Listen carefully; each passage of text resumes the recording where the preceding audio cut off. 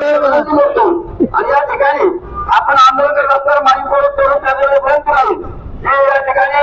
हरिभक्तकडे अमर महाराज सांगते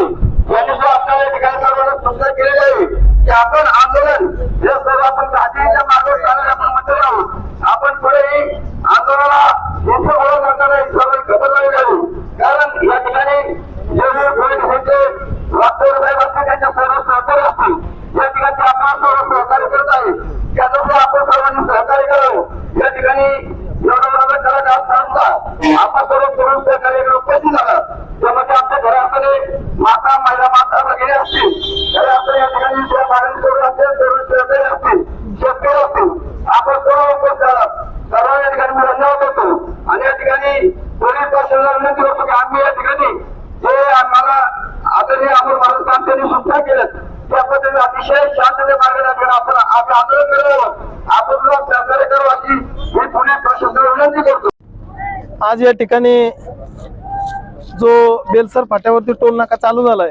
त्या टोल नाक्याच्या विरोधात आणि शेतकऱ्यांच्या बाबतीत काही मागण्या होत्या शासनाकडे त्याच्यासाठी आम्ही आज सनदशीर मार्गाने कायदेशीर मार्गाने आंदोलन केलं आणि हे आंदोलन खरं तर त्या ठिकाणी करत असताना तालुक्यातल्या वेगवेगळ्या गावातून वेगवेगळ्या भागातून या ठिकाणी ग्रामस्थ माझे तरुण सहकारी महिला भगिनी या ठिकाणी उपस्थित झाल्यात। आम्ही त्या ठिकाणी शासनाला पहिली मागणी अशी केली की 30 किलोमीटरच्या आतमध्ये तालुक्यातील जी गावं आहेत त्या गावातील प्रत्येकाला त्या ठिकाणी ग्रामस्थाला शेतकऱ्याला शिक्षकांना आणि त्यामध्ये माझ्या तरुण सहकाऱ्यांना टोल माफी मिळावी ही पहिली प्रामुख्याने मागणी आम्ही आज त्या ठिकाणी टोल प्रशासनाला केलेली आहे। दुसरी मागणी आम्ही अशी केली की शेतकऱ्याच्या शेतीमालाला हमीभाव मिळावा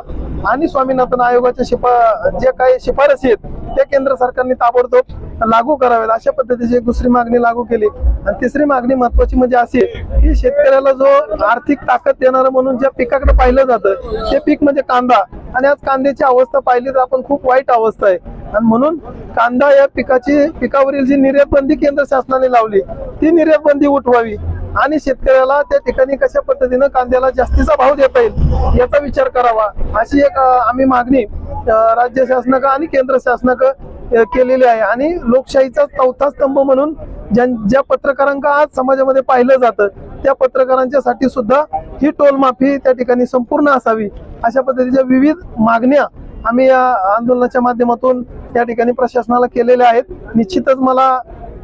अपेक्षा आहे आणि निश्चितच मला या ठिकाणी वाटतं की याच्यावरती 100% अशा पद्धतीचा तोडगा निघेल। जर उद्याच्या काळामध्ये 30 किलोमीटरच्या आतमध्ये जरी टोल नाक्याने किंवा या प्रशासनाने टोल वसुलीचा प्रयत्न केला तरी मी जाहीरपणे माझ्या मनोगतात आवाहन केले 1 रुपया जर कोणी प्रयत्न केला तर त्याला जशाच तसं उत्तर देण्याची धमक आज आम्ही सर्व आंदोलकांमध्ये आहे अशा पद्धतीचा निर्वाणीचा इशारा मी माझ्या मनोगतातून या ठिकाणी दिलेला आहे। आणि